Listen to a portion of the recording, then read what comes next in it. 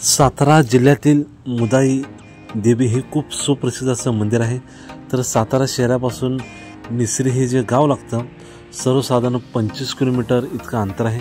तर खूप अशी जबरदस्त आख्यायिका आहे ते आपण पुढील भागामध्ये पाहणार आहोत।